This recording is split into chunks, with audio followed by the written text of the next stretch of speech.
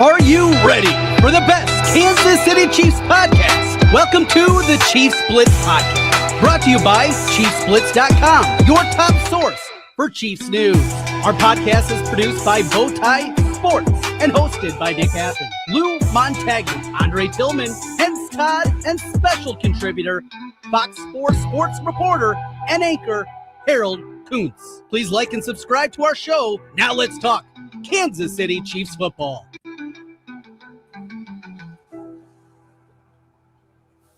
All right, welcome back to the next edition of the Chiefs Blitz podcast. Hey. We took a little hiatus. Needed to set up a new studio. Had life stuff happen, spring break, all that kind of great stuff.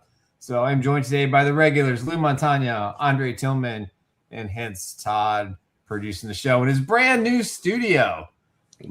Sent me pictures yesterday. It looks really classy. And nice job getting that all set up. I know that was a pain in the butt, but you got it done. It was a pain, and I want to thank everybody for sticking with us.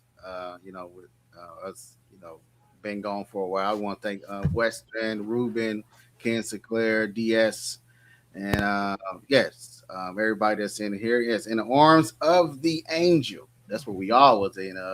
While we was gone, and a lot of stuff happened while we was gone. We had the Chiefs sign trade for Justin Fields. We had a lot of other stuff that happened around the kingdom. George Karlaftis spotted at the Sporting Kansas City game. Lou's red dot coming today. I know you guys are looking for, and also Factor Cap, and also Dre coming in with a new look. He got a new look over here. We're bearing the lead. Yeah, something like that. Yeah, something like that, man. I kind of took it back a little bit. I kind of took it back to my roots. You know what I'm saying? So how long did it take for that to get done, Coach? 5 minutes.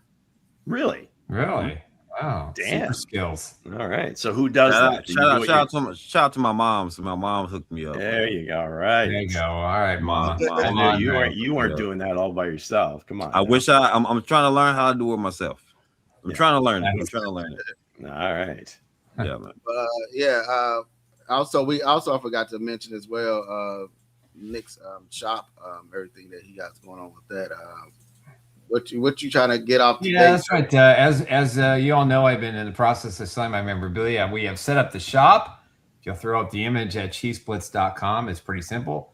ChiefsBlitz.com /shop. And today's hold on, it's coming. Hey, you gotta wait for the good stuff, Definitely.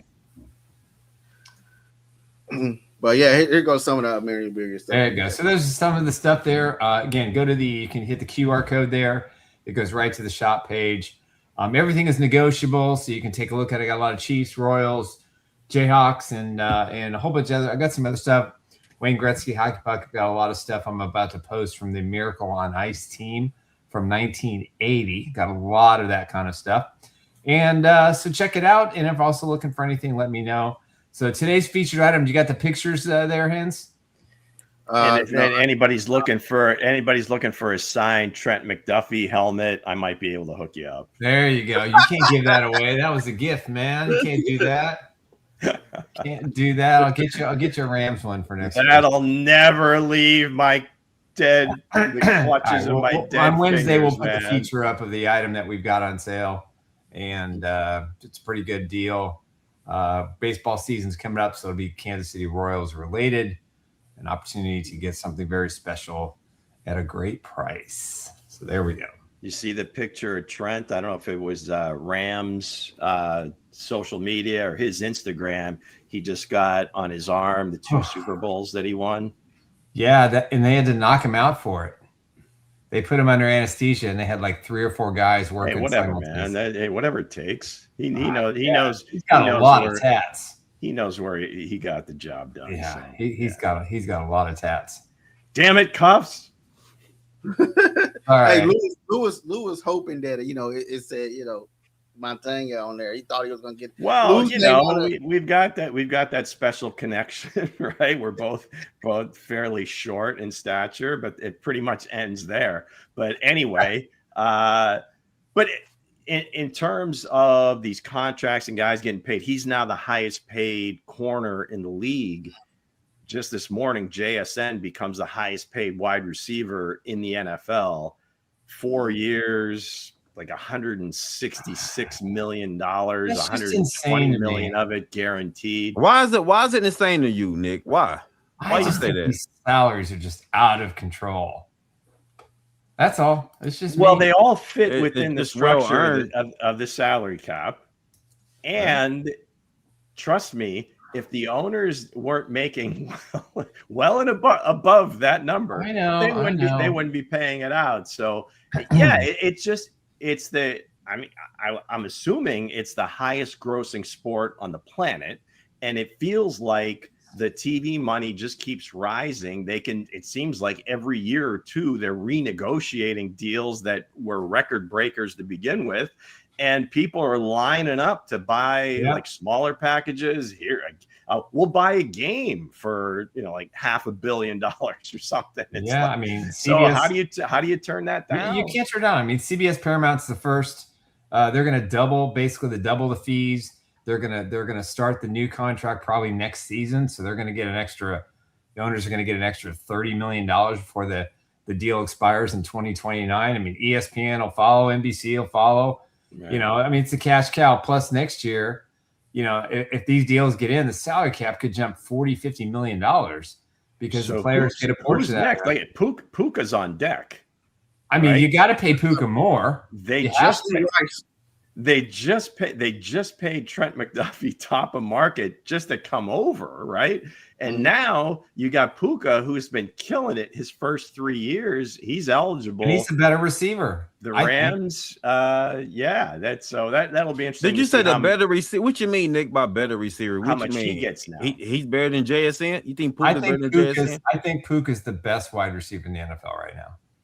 I don't know. You can make an argument for that, and you agree with that, Coach? You agree with that? Why you don't agree with that? I think JSN is just a dog, man. JSN, like Puka can get open, but them hands hasn't been official for real. Like when key moments, his hand's been a letdown. His hands has been a letdown. So saying Puka's had the benefit of the better quarterback. That helps too. Yeah, and then he also had.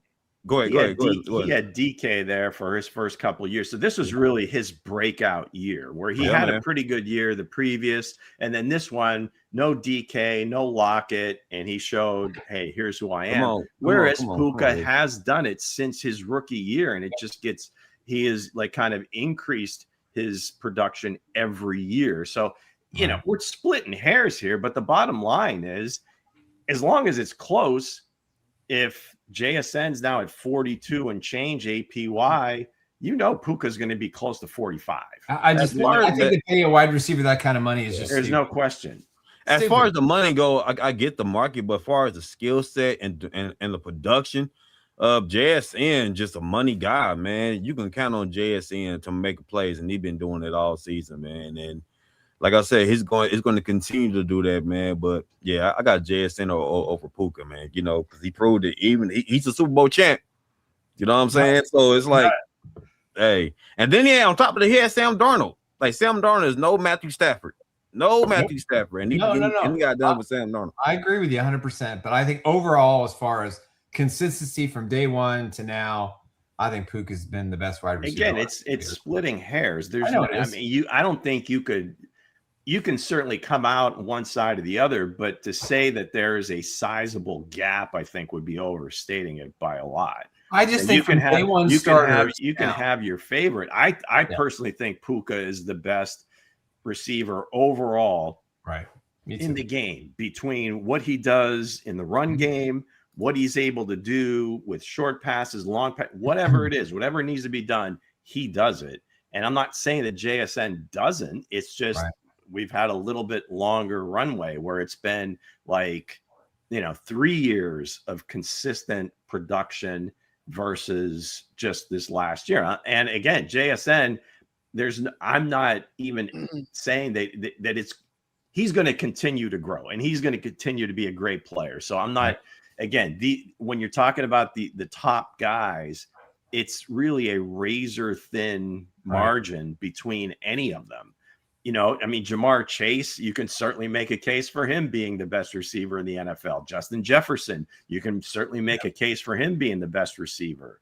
So, the money's there to be had, and you just go produce, and you should get paid. So, well, Chiefs will never pay a receiver that kind of money ever. Probably not. If you have, and the Bengals, I think the Bengals example is the one where most teams will look at and say, if you are paying your quarterback top of the market, to have one receiver like that, maybe two, now you're crushing your team. Where we mentioned Sam Darnold, now he only makes about, comparatively speaking, like $33 or $34 million a year. Right. So if you've got Patrick, you're paying him in excess of 50. Now, again, cap number is going to be a little bit different, but in terms of cash, you're paying your quarterback at the top of the market. Right. You look at Dallas. I mean, they had to franchise tag George Pickens. How much would he have gotten? It was probably going to be in this range. Probably. But they're already paying CD. So in order to do that, this is probably going to be George's last year in Dallas, or dare I say CD's last year in Dallas, because I think they'll have to decide which one are they going to pay, because they're certainly not going to be able to do both. So I agree with you 100%.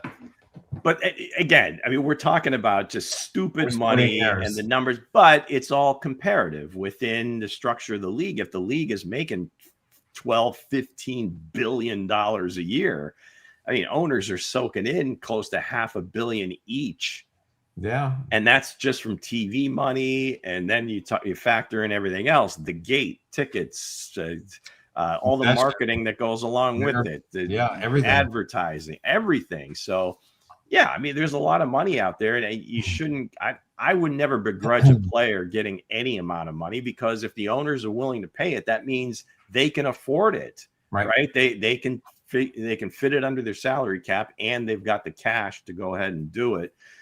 But I think at a certain point, some of these ownership groups, some of the mom and pop shops that aren't the tech billionaires, or like the family's been in like oil and other things, they could get priced out, where Stan Kroenke, if he wants to do something, he writes a check and it's done. You want to go have a week in training camp in Hawaii? Sure. Take the team over there. No problem. Go ahead. And the owner pays it. And there are ownership groups, Cincinnati, Arizona. I mean, there's many of them out there. The Jets, that's typically not their thing. Although Woody Johnson's got to be sitting on, I mean, he's got to be one of the richer owners out there. Johnson family products or whatever. Talking about we got breaking news, right? We do have breaking news. Yes. The Kansas City Chiefs.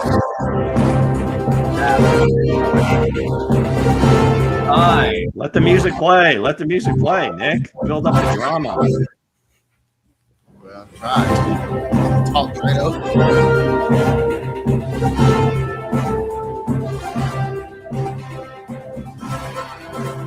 Like a real newsroom. Let's go. Great. All right.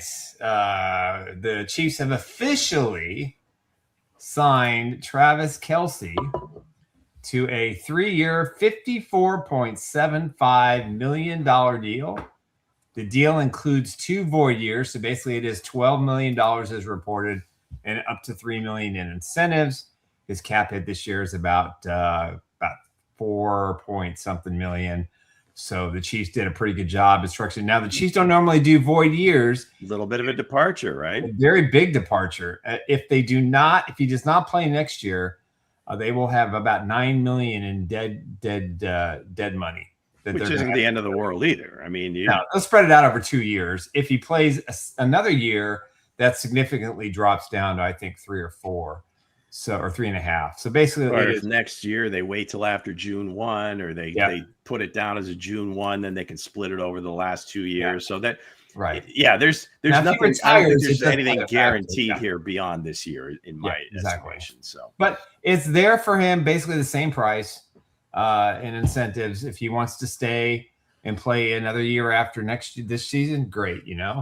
if Taylor can't get enough of Arrowhead and and there's only so many years left to Arrowhead, Nick. I know we're on the official countdown. The governor, state of Kansas and Kansas City, Kansas, the city of Olathe has pretty much, I think, unanimously approved the committees and the group they have to put together who's going to oversee and manage this stuff.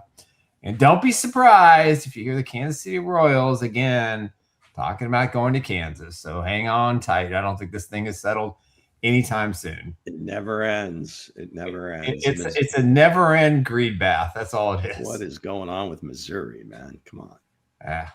No. So y'all, well, it's gonna be Lou and Nick for right now because I'm fixing the back end of it. So go ahead. All right. So let me ask your question, Lou. Let me answer the question about Missouri. One of the issues that's going on right now in the state is they're trying to eliminate the state tax, and that is the highest priority for the new governor. Income tax, right? Income tax. Tax. So, but what they're trying to do is come up with something that makes sense to cover the loss of those funds. And that means they're going to just increase your sales tax on stuff you buy. So if you're paying 8%, you're probably going to pay 12 or 13%, which is, there's no magic fairy dropping. There's no magic fairy unless you have a big enough bunch of infusing cash. Yeah. If you have a big enough state that can absorb it like Florida does and the way they do it is one thing. But the other thing with the Royals, while we're on, the topic is, it's not a set in stone they're going to take the Washington Park deal because it's not the most ideal situation. And the difference between the Chiefs and the Royals, quite honestly, is the fact that the Chiefs have the infrastructure to handle the political beast that was necessary to move to Kansas, whereas the Royals under John Sherman, they just don't have that. They don't have the business savvy group at this point that can negotiate all the nonsense with the governor, the mayor of Kansas City. I don't want to diss the mayor in Kansas City too much. He's a fellow Barstow Knight alum like I am, so I'll give him the benefit of the doubt, but I don't think he's done a great job at trying to secure this. So if Kansas gets their act together, it's possible they can still go to Kansas somewhere. I'm not saying it's going to be in the Legends where the Chiefs are at, but Missouri kicked the can of where the stadium should have been next to the T-Mobile Center, and it's just unfortunately it just isn't working. And they can't get out of their own way. There's too many. The political structure in the state of Missouri is insane, as it is in a lot of states. Whether it's red, blue, independent, it makes no difference. It's just a matter of, can the policy movers move and get something done that makes sense and satisfy the teams. The sad part for Missouri is it's very simple. The Royals are not asking for $2 billion for their stadium. They're asking for like $500 million, $450 million, because they're going to self-fund most of it. Plus Major League Baseball is going to kick in some bucks too. So I just don't understand why it isn't announced already. I understand why it's not a no-brainer. I don't get, that's a small amount of chump change that they could come out. If they raise the sales tax to get rid of the income tax, give them a penny of it for 30 years, and that covers that money. I'm not good at math, so I don't know what that actually. At the end of the day, the consumer's paying. You're paying for it no matter that's what. The bottom line. Yeah. So yes. Next, where are we going, Hense? I'm back now. We lose Andre. Yeah, we lost Jerry. So we going right into Lou's red dot. All right, gang, we missed it last week, so this week we're probably going to have two. I'll just warn you right now. So here we go. The red dot, number 9. We're up to 9 red dots. This is awesome. Wow. Okay, so the red dot is a lot of times not going to be nearly as talented as maybe like the top end players, right? But he's a guy that you are going to stand on the table for. We need this guy on our team. Okay. He's just, the motor's never going to stop. He's never going to quit. Nick calls them glue guys. I'm talking about locker room guy. Just everybody gravitates towards him. So here we go. This is an Ohio State player that really doesn't get talked about much because all you hear about is Caleb Downs and Sonny Styles and Arvell Reese and Carnell Tate and everybody else, Cade McDonald. Yeah. So everybody, but here he is, Caden Curry, and he's an edge player, 6'3", 260. Was a 4-star coming out of Indiana, chose Ohio State over Alabama and Indiana when he came out. It was like Mr. Football in Indiana, top defensive lineman in the state. He played in all 49 games while he was at Ohio State, but this past year he really broke out. He was first team all Big Ten, 16 and a half tackles for loss, 11 sacks. And, there's probably people out there, maybe even somebody on this panel that might say, well, he took advantage of all the other monsters on the line of scrimmage or the other guys that played. But nevertheless, he got it done. So in terms of positives that I see, gets off the ball really quickly. That's the first thing I always look for. Amazing first step. Pass rush ability is elite. Burst, timing, counter moves. He's got all that in his bag. Sets the edge versus the run. Gets the better block him fairly quickly. Really violent hands. I mean, we talk about Tom Bahali working with these guys, martial arts and everything. This guy's got really violent hands, shows advanced technique. Where, of course, all these kids learn under the legend, Larry Johnson Sr. Chiefs fans, obviously, you should remember Larry Johnson Jr., great running back from Penn State. LJ, my boy. Coach was also in State College for a while and then eventually matriculated over to Columbus, and we're all people in Pennsylvania are sick about that. But anyway, you got some great coaching. Motor.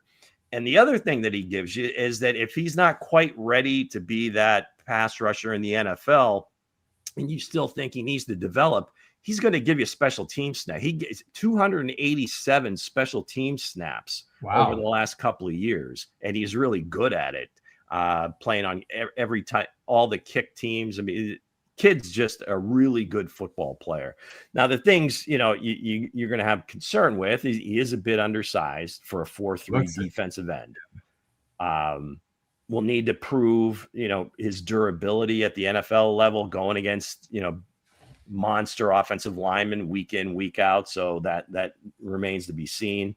He's got to add some strength to the lower half. The upper body's great, but I think the lower half, he's going to have to get a little bit more oomph in the hindquarters there. But love this guy.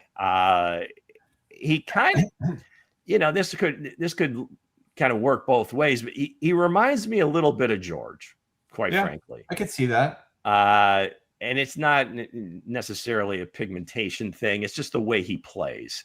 Now, George, the athletic ability from playing water polo, and you can see it from the batted passes and just kind of the wingspan. And Caden Curry, you see him here, he can drop back.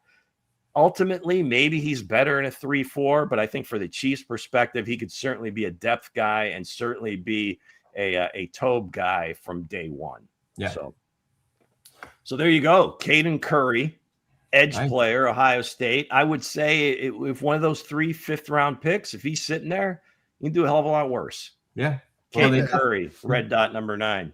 Nice. Yeah, but I like the kid by looking at his stats and everything. Like Lou said, somebody on the panel. I think he's talking about coach, but it ain't me. I won't say it. You know what I mean? But somebody on the panel probably said, he ain't playing. He ain't playing up against the competition. But I feel like the kid is, he looked like a, George Kalafis. Hey, not even George, but when I seen him play, he looked like a little bit of, Jared Allen. But I agree with Lou there as well. If he can put on a little weight at the bottom, work on the leg strength and everything else, I think the kid can be phenomenal. I know Lou he could be the next Leo, right? Yeah, I know Lou said the 5th round. Shoot, I say, he back in the 3rd. Top style of play, size, inside, outside, the ability to cover. Yeah, if he can show that ability to drop and they can use him in sort of that role, absolutely. That,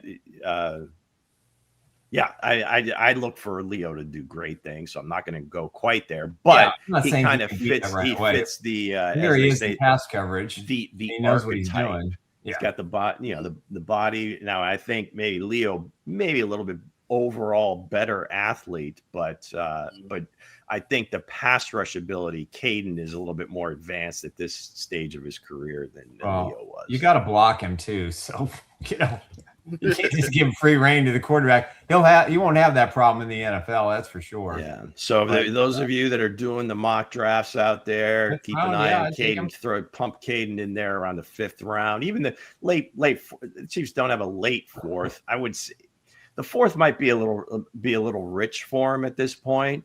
But I mean, if you really like him, and I think like a 3-4 team, he would be like perfect for the Steelers, right? Now they got a bunch of guys like that. They've got like 2 or 3 of these Wisconsin guys that seem to like they grow them up there.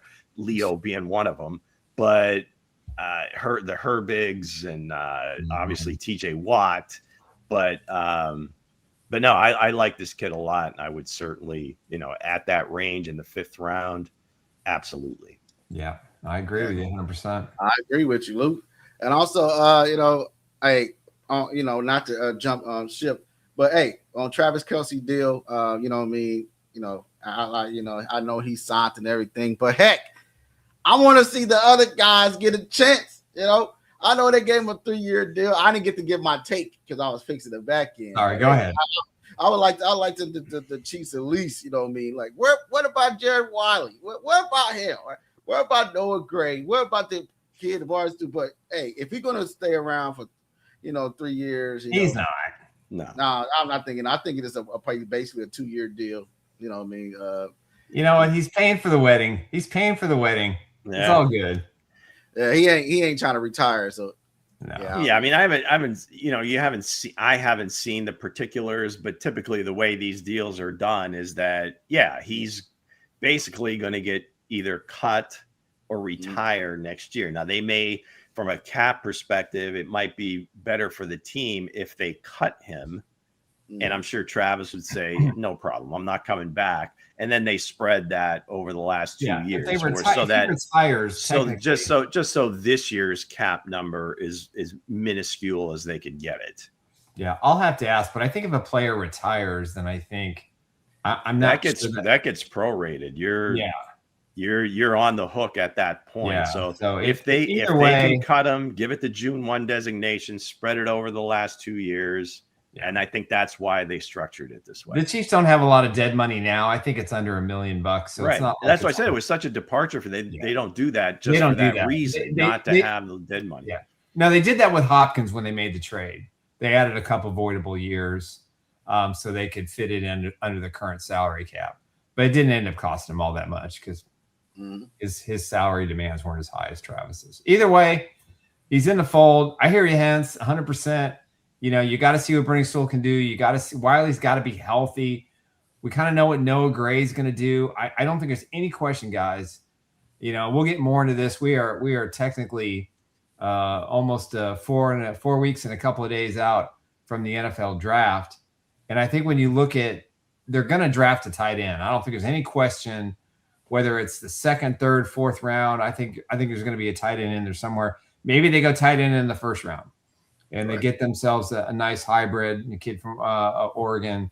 Maybe they wait to the later 2nd or 3rd round and, pick up somebody else. But it's going to be a very crowded tight end room, I think, this year. To me, the only way they make Sadiq that pick is if they aren't completely sold on the wide receiver class, right? If they're not completely sold on a Jordan Tyson or whatever, you can use Sadiq almost like a big wide receiver because he's got the speed, he's got the juice. So now again, he's going to be going against corners more than safeties or linebackers, but I think he has the ability to do that.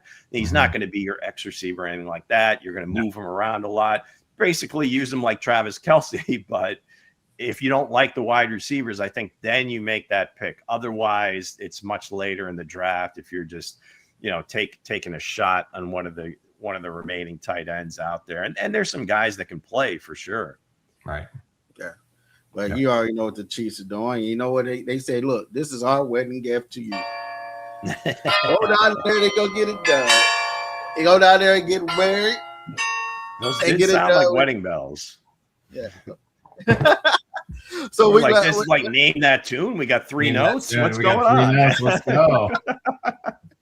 I can name it in 3 notes. Do we have like a copyright infringement here? don't know. That's why I said I hit it a little bit. That, we only got 3 notes. We only got 3 notes. Hopefully they won't flag us for that. But we got Factor Cap. That one of my favorite segments about loot. Here we go. All right, double duty today, boys. You're really pushing the vocal cords. Man. No, we've had a week and a half off. You're good.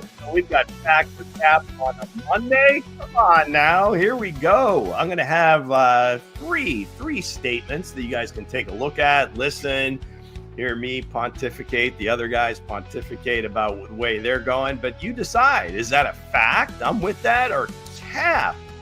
Get the hef out of here. So, unless you're sleeping under a rock this weekend, there was some flag football being played in LA, but it was kind of it was just very strange from the beginning, because this was originally supposed to be played in Saudi Arabia, and these guys are getting all this money to go over there and play. And then with what's happening there with the war and everything else, they decided to play in LA. And then they also decided to add in USA flag football, the national team, into the mix. Nice. Now, I don't know if they knew what they were getting into. I don't think they did. But first off, did you guys watch it all? I did not. Yeah, I watched. Did you watch some of it, Hense? So when I say it is a totally different sport, how far off am I? It doesn't. It's not really football, is it? No. I can say it's backyard football. I can say it's backyard football. Yeah, that's part of, I mean, the field, for those of you that aren't aware. Play on Thanksgiving with the family in the backyard. Yeah, but the field is much narrower, as your backyard probably is. It's 25 yards wide, and it's only 50 yards long. Yeah. So there's a premium on being very shifty, very quick, change of direction, and that sort of thing. So your O-line, D-line, linebackers need not apply.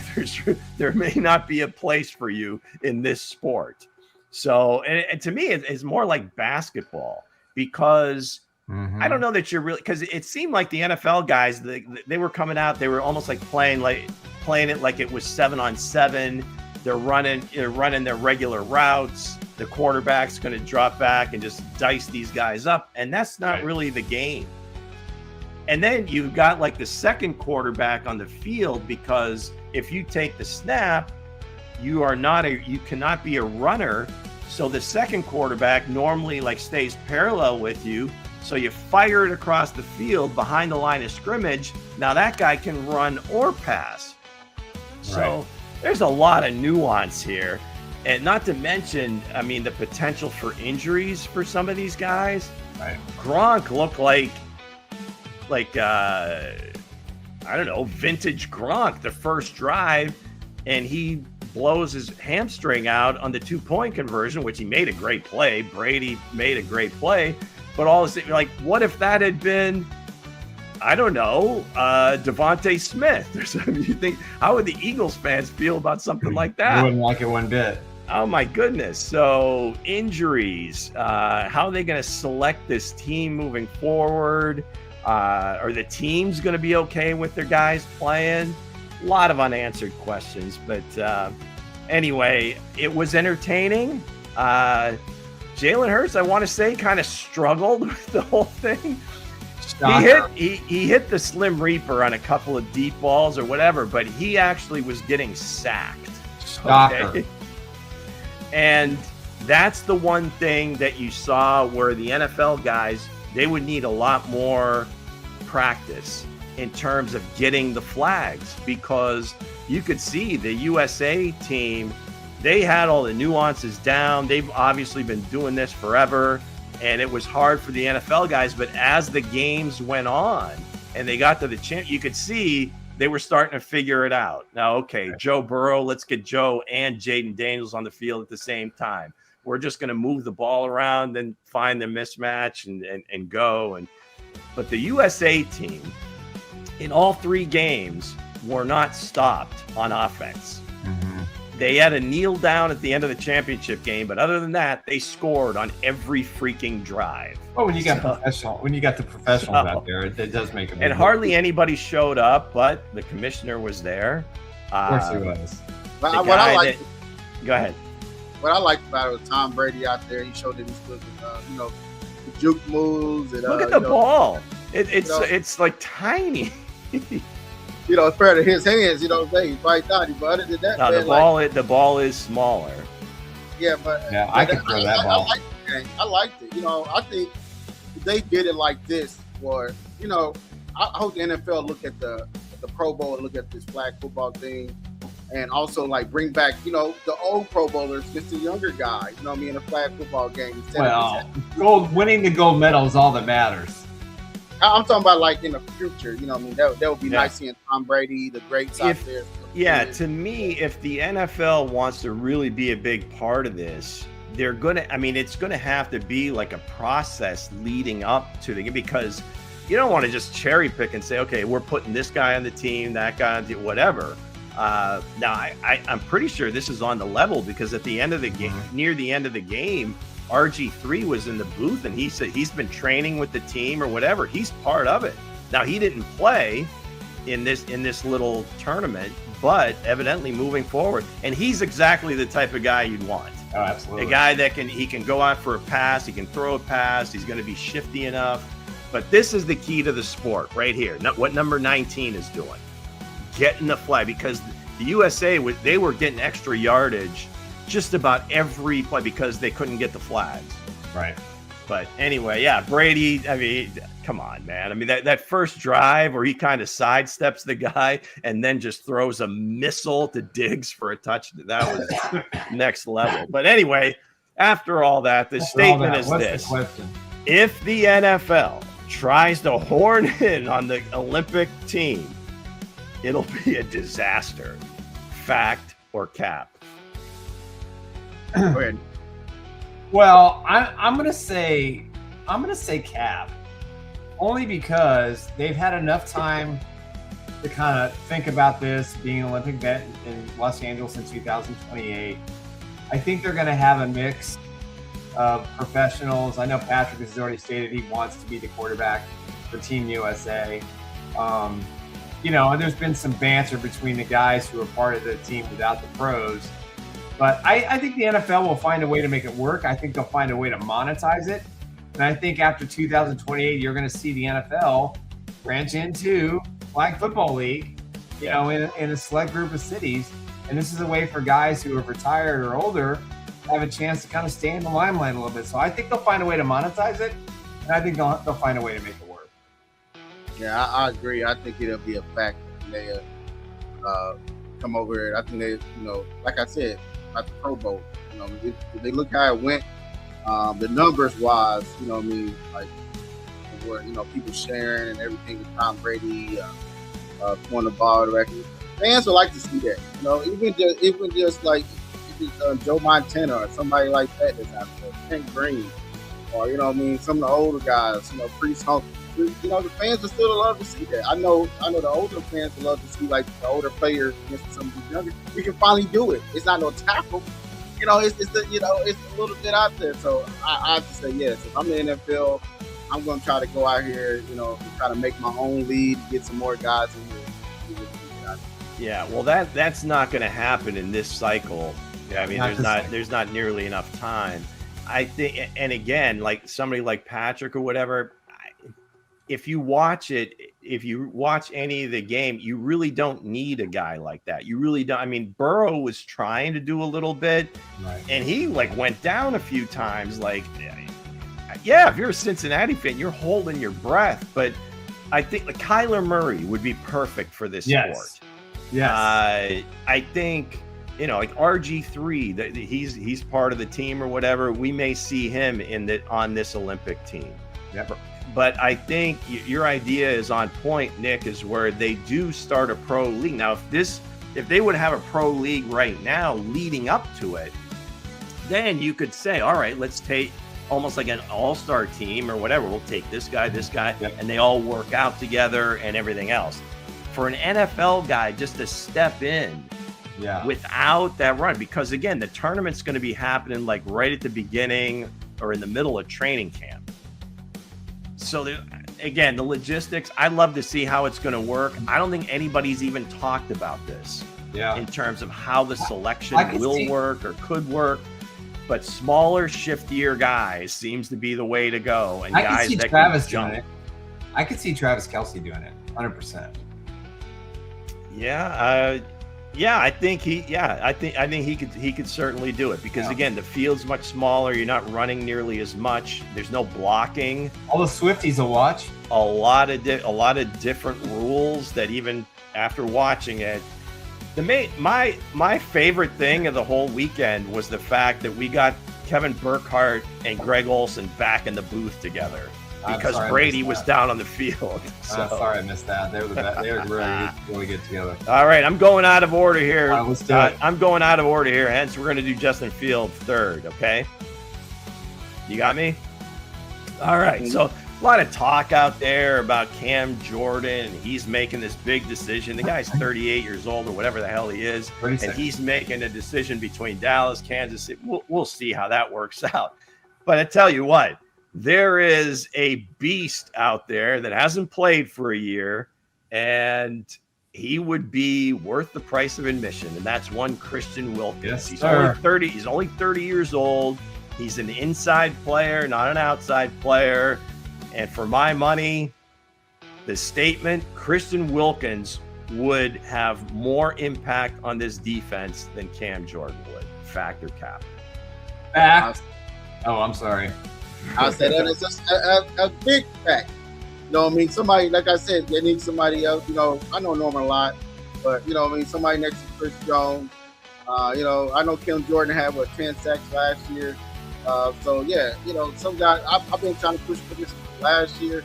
But I would say there'll be a strong fact. I know BS in this cap, you know, other than that. But, hey, younger. Somebody, you know, when he can come in and, you know, play next to Chris Jones and get the job done, I'm all for it.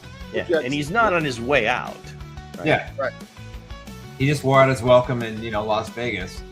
So I'm gonna go fact. I personally think if they sign both those guys, would be I love Jordan. Whether he's actually gonna leave New Orleans or not is probably the bigger issue between the Cowboys and the Chiefs. Kansas City is definitely out there, but you get Wilkinson, you get this kid, and he's 100% healthy. He's also, you know, 100% mind ready.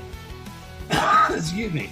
But you bring these two guys in the month of April before the draft, the Chiefs have so many options that would instantly make them, I think, the favorite in the AFC West this year. Because that defense will be hold on, let me just finish. Easy. I think the defense is going to be, that would really improve the defensive line play. You got a couple of wily veterans out there who know what they're doing. You know, Omar Norman Lott, I talked to somebody who has watched him in the offseason. He looks like he's good to go, should be ready to go by training camp. He looks terrific. I think he's got his weight under control. He's really worked hard in the offseason. So, you add Tonga into the mix, suddenly that defensive line is a force, and you get anything in the draft. Excuse me, you get another pass rusher. I'm all in on that. Yeah, the run defense would certainly tick up several notches, right? And that's really part. I mean, if they're able to do that, now in the draft, you draft some edge players, some younger players, hungrier players, whatever, more athletic, gifted players. Let's get them on the edges versus somebody like Cam Jordan. I'm sure he can still do it, but come on. At a certain point, you know, father time does come crashing down, and I think that time is now. So yeah, let's go with Christian Wilkins there. All right, the headliner. The thumbnail, number one, stealing Xavier Worthy's number. I don't know how that's going to work out. But Justin Fields, a trade. The Chiefs didn't. They went out and traded for Justin Fields. Now, seriously, and in one sentence, Nick, what was your first thought when you saw it come across? I was like, what? And first sentence was, wait a minute. Justin Field, and then Hense had to convince me it was the right move, and I think it is the right move. But I was shocked. The Chiefs have been relying on that veteran, good old boy quarterback. They've never gone after a young guy to back up Patrick Mahomes. This is a lot more than one sentence, Nick. We'll get into all that, but okay. So how about you, Hense? First thing you heard, hey, they made the trade. Justin Fields coming to Kansas City. First thought, one sentence. Heck yeah. That's what I was like. Right. Heck yeah. That's my reaction. Go ahead, Luke. So when I saw it, I'm like, okay, wait a second. And what Nick was saying, in terms of having that veteran kind of safety blanket, insurance policy, whatever you want to call it, kind of a confidant for for Patrick Mahomes. And here we got a guy that's, quite frankly, still developing, younger player. But then I start thinking, wait a second. Sean Payton did something very interesting down in New Orleans with Taysom Hill. Could you imagine what Andy Reid's cooking up? I mean, can this guy be like the multiple position athlete, not just the backup quarterback? So, I went from, oh my God, we're in deep crap if Patrick can't go, to wait a second. And then after watching that the flag football game yesterday, or whatever day it was, we can have two quarterbacks on the field at the same time. This is going to be insane. So the statement is this: Big Red will have a whole chapter in the playbook just for Fields. Fact or cap? I say fact. I said that'll be a strong fact. Justin Fields, my son, was hyped up about him coming to the Kansas City Chiefs. And Justin Fields ain't have no real offensive coordinator, you know what I mean? So now he gets Andy Reid in here. You see what he did with Michael Vick, or similar number, and you see what he did, similar type of player. You know what I mean? And you watch the Chicago tape, you know what I mean? He's running out of the change the direction of a quarterback, and what he did with the Steelers, and also his first game with the Jets. I feel like, with the Chiefs bringing him in, quarterback sneak, and put him on the field at the same time with Patrick Mahomes will be deadly. So I would say that would be a fact, Lou. I see that would be a strong fact. Because Tater, Jake Hill here, I can see the Andy Rehab put some plays in like that as well. So I can't wait to see what happens. I can't wait till summer ball, as Lou like to call it. That's right. Summer league. Yeah, I mean, I'm totally in on this. I think Andy's going to build a lot of his gimmick plays around him. It gives the insurance for Patrick. You throw a backwards pass, you let him throw a pass, you put him out there on a screen play, you can put him under center, put him a wide receiver. I mean, there's a lot of things you could do with Justin Fields because he's that athletic. And so, to answer the question, I was surprised that they went the young route, but I think Chiefs are adding some speed in the backfield. They've already added Walker and the kid from Arizona. So now you've got a backup quarterback that can get some reps out there, and I think it's going to be good for Patrick, I think. Yeah. Now, again, I'm going to play devil's advocate against myself because of all the excitement. Is that are you going to put your backup quarterback, who's probably the second most important person on the roster, in harm's way to open up the playbook, right? So now I think Peyton always had the real backup quarterback, if you would, emergency quarterback, let's say, on the roster with Taysom Hill and Drew Brees, or whether it was Teddy Bridgewater or whoever else they had down there. But usually there was another guy. So for the Chiefs, I think, to do that, which would be really fun and really innovative and kind of mess with everybody in the league, they'd have to bring in that other veteran presence as the third quarterback. And to me, again, that going back to earlier in the process, Jimmy G to me is that guy. Yeah. I think he's still out there, still available. So it should be interesting to see. but at least one, Mickey Moonrock, might be a new blitzer. Let's go, Mickey Moonrock in the wishbone with DeMarcado and KW3 all day. So yeah, I mean, watch. I tell you what, in the red zone, I could certainly see a variation of that since they have done it in the past with some other players. So like where you're going there, Mickey Moonrock. Thanks for jumping in with us. 1922, I love it. So that was Factor Cap. That's right. Brought to you by, yes, our friends at Underdog Fantasy Sports. I don't know if we've shouted them out all day yet, but there you go. Underdog play. Hey, you got March Madness. You're playing now. You got hockey in the NBA. You got all sorts of action still to be had. Virginia, shout out to you guys, young ladies. They out there doing their thing. Sold out stadiums. I think they're gonna take it all the way. So yeah, March Madness. My team laid an egg yesterday. My team's still in it. They won a Big 12 championship, and now they on their way to win the big one. My team. Let's just say, Hense, if they run into the Lady Huskies, the Virginia stress, that defense, Virginia's press is going to shut that down. I'm trying to tell you.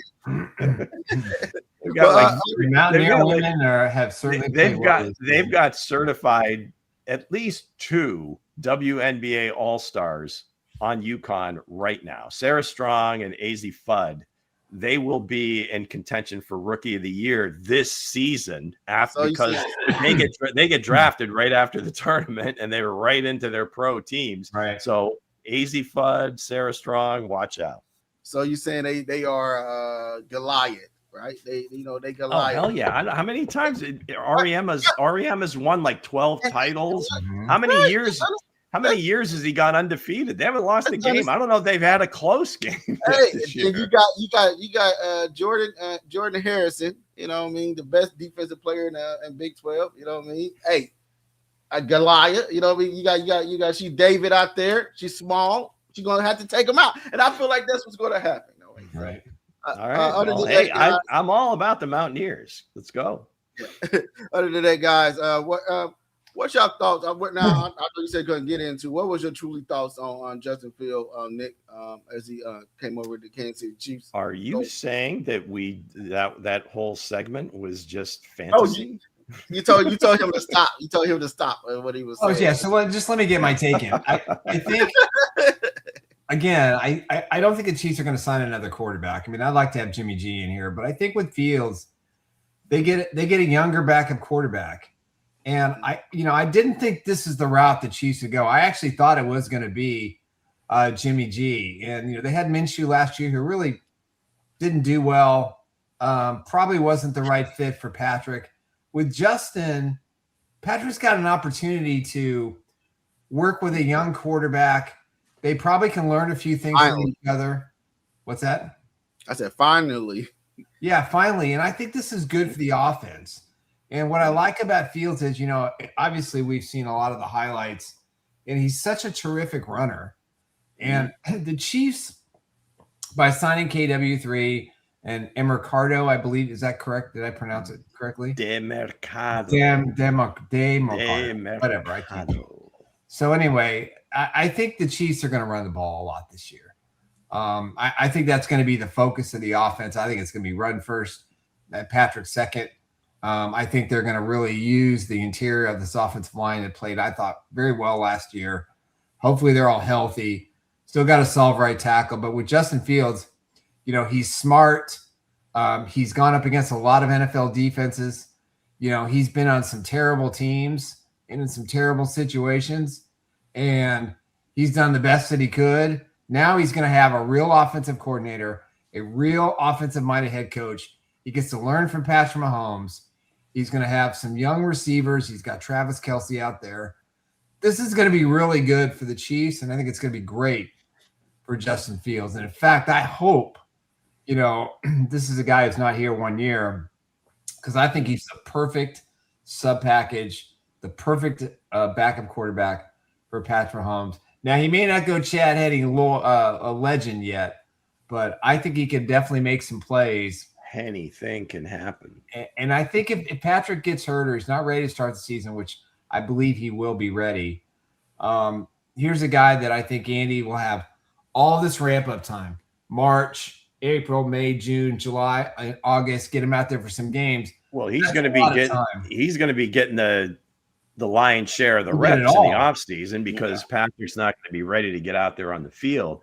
And I think, if you're just looking at him, if they decide, okay, he is the traditional backup. We're not going to do all this wild stuff. We don't want him getting hurt. Right. When if we need a guy at backup, now we're scrambling. So again, it sounds great and I would love to see it, but that's kind of rolling the dice a little bit. Right. So again, this offense is the old. If it was the old offense, it's not the old. It's still the offense now.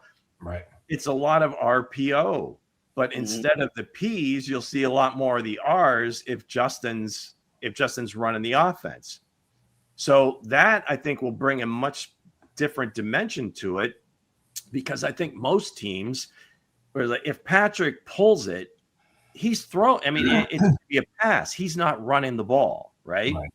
So if now again, you put that dimension on the field, now all of a sudden, those linebackers are thinking twice about dropping back because, hey, if Justin has the ball, there's a real good chance he's going to take off. So now that opens up the field behind the linebackers, and if he can improve his accuracy, that's a big if. We haven't seen it on a consistent basis, but if he can do that, and I know there's a bunch of teams that thought the same thing, Steelers and Jets, this could be, a pretty good marriage, and specifically for Justin's career, because again, he does get that kind of, that year that he's kind of a red shirt and learning the offense, getting to play when there's no games being played, practice, go through the whole thing. And then obviously at the beginning of the year, if Patrick's not ready, I think you'll see a lot of RPO, but a lot of emphasis on the R part. Right. I want to see, because I've seen a lot of talent, even though talent still left unanswered when he was in Chicago. And then when he went over to the Steelers, when he came in for Russell Wilson, he did pretty great as well. But they could have stuck with him, and they probably can see where it went. They could have been a quarterback right now if he's stuck in the same system. And everybody knows the Jets. Even Aaron Rodgers couldn't make it on the field with the Jets. He came out, ran the flag, and it wasn't the same after that. But I like to see him in. Finally, we got a young guy. I was pushing for Anthony Richardson, to be here. Get him here to Kansas City. But hey, another young guy that's in here that's got the same, the same stuff that Anthony Richardson does as well. I would love to see what the Chiefs and Andy Reid can do with Justin Fields, with a real offensive coordinator, with a real team and real quarterback in the room with him that he can learn upon him from Patrick Mahomes. It's going to be fun. Well, given the choice of the two, I think Justin's the one I think you're more comfortable with, just because of the time on task. And he played a lot of games in college, he's started games in the NFL, he's had spurts, right? And you can, the talent is undeniable. It's just at this level, you have to play to that talent like 90% of the time minimum, or you're not gonna make it in the league. So that's why I say like the consistency with his accuracy throwing the ball, that is going to be the biggest question mark that he's going to have to answer. That if he can do that, now all the other things become viable, all the things that he's good at as well, which again, the RPOs, the scramble ability, all that stuff. So yeah, it should be interesting to see how they decide to deploy him, but we'd have fun with it and comparing him a little bit to Taysom Hill. Yeah. So with that said, we got Travis Kelce just signed a 3-year deal. Do you know the details of that, Nick? Or are you still? It's a 3-year deal, 45 or 54.1 million. The last 2 years are voided. So basically, if he retires at the end of 26, the Chiefs will have 7.5 million in cap space, 3.4 if he stays an extra year. in dead money. Say how much is guaranteed or what's due at signing? Yeah, it's a $12 million deal with $3 million in incentives. The reason they did the void years was so they could lower the cap number for this year. Right. And that's why they did it. So basically, it's still a 1-year deal. It's just, again, the Chiefs have not done void years. It's something the Eagles do. It's all accounting. Yeah, it's just an accounting move. It makes sense. Now, if he decides he wants to play another year, he's still under contract for a reasonable amount. And, over the next 2 years, the Chiefs are going to have a lot of cap space. So they could keep him on if they want to, but I think it's one and done for him. And 1 more year. And I think that's he's going to ride off into the sunset and enjoy his life. And again, he makes close to $50 million between the podcast and other endorsements. So I don't think. I mean, again, the money to him is I don't think is the issue. It's just $50 million combined. Something fair, and then they can make it look like, oh my God, he get 3 years, $54 million, where he's never going to see any of that. Right. What do you guys feel about this whole Trent Williams thing? The San Francisco 49ers declined an option of $10 million. Now, that doesn't mean that he's cut. That means now that $10 million bonus gets thrown into this year's cap number. So that makes it even worse for the Niners for them not coming across with that $10 million. So if for some reason, which I don't believe it's going to come to that, but if they can't reach some number, that Veach was interested a few years ago. Is that something you'd like to see?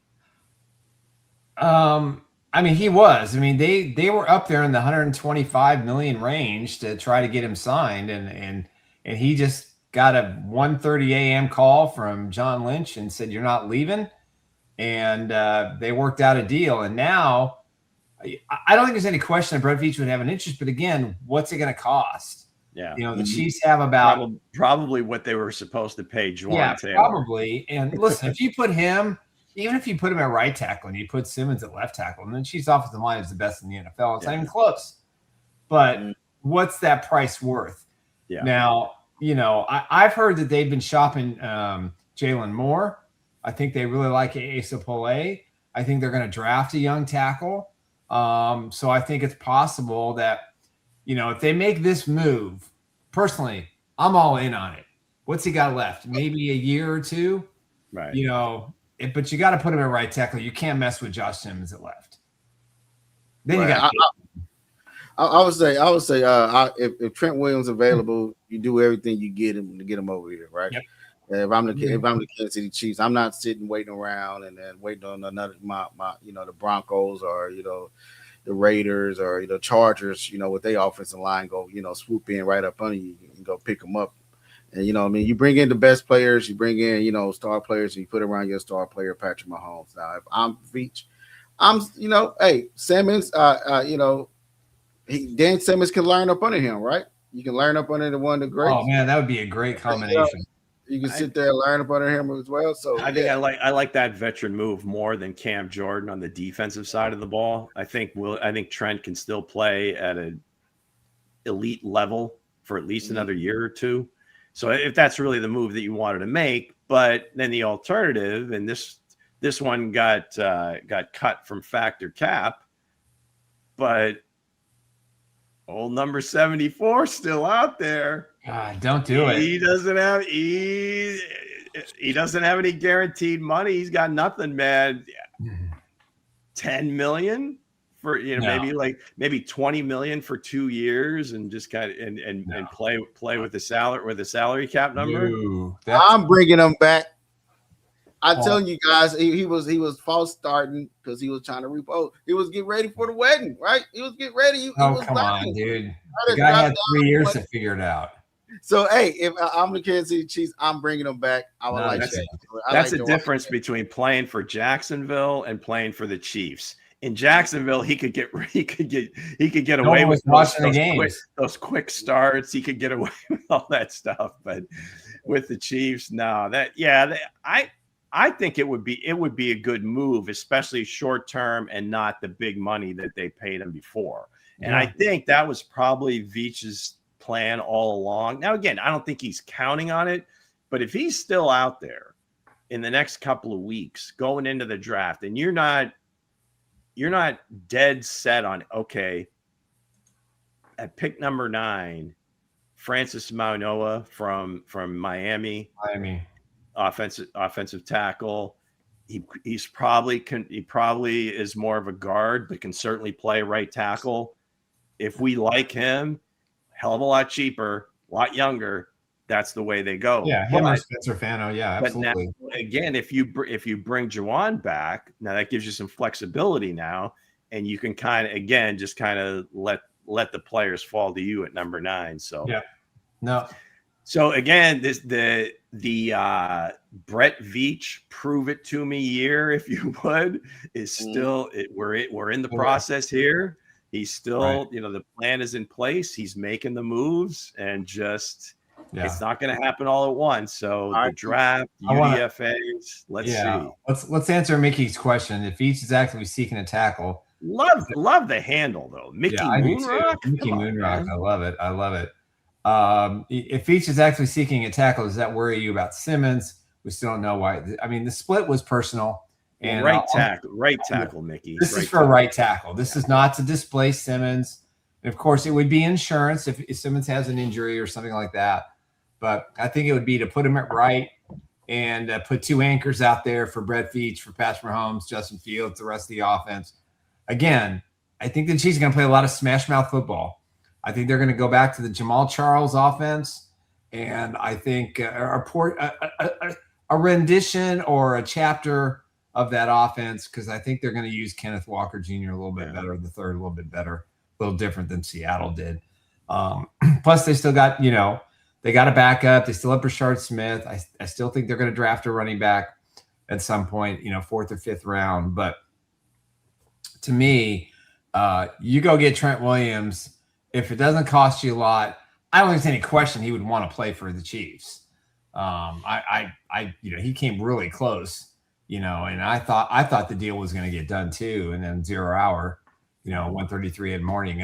These guys, I mean, he goes back to Mike Shanahan drafted him in Washington. So that was always kind of a pull. And I think at the end of the day, they kind of used the Chiefs. Nothing Veach, you got to shoot your shot. Nothing against him, but I don't know that he really ever had a chance against that side. So it would definitely cost a lot of money this year for them. But if San Francisco, if they're able to agree like in the high 20s, they're certainly bringing Trent Williams back. Yeah. All right, guys, that's going to do it for this edition of the Chiefs Blitz podcast. We'll be back Wednesday. We will throw some samples up from the ChiefsBlitz.com site where you can go order your memorabilia, ChiefsBlitz.com/shop. And anything you see on the wall, anything you want me looking for, let me know, and I will hook you up. So with that, for Hense Todd and Lou Montagna and Coach Andre Tillman, who we lost early on, we'll be back Wednesday, and we'll talk before the latest happenings. There it is. Trent McDuffie in a Chiefs uniform wearing number 21. There it How's is. that? Like it. Who said it's for sale? It is. Hell yeah. So anybody interested? Let's go. So with that said, guys, well, thank you guys for joining in. Travis Kelce is back. The Chiefs are still continue to making moves. For right now, what y'all giving before we log out? What are y'all giving Brett Veach moves so far? Graded. I'm going A-. Yeah, I would say a solid B. I mean, he's made some smart moves. He hasn't gone overboard. I think he had to pay Kenneth Walker III, gives him some flexibility again, to not have to take a running back. I think by all accounts, Jeremiah Love's going to be gone by that pick. I don't think he wanted to use any capital to trade up to get him. So yeah, I mean, so far so good. I think the kid from New England, it makes all the sense in the world. They needed some inside girth for sure. Steal one of Nick's terms, girth. Yep. And I think they could use more Christian Wilkins. So go get Christian Wilkins. Stay tuned. Plenty more to come, I believe. I'll give him a solid B- so far. I was wondering, then it could probably change after the draft. You see what happens. And then Travis Kelce. It's just because of Travis Kelce did. Incomplete. But on the first exam, solid B. I agree. How about that? All right, fair enough. All right, guys. Loyal to the team, every victory we slay. Chiefs Blitz podcast where the real fans unite. Every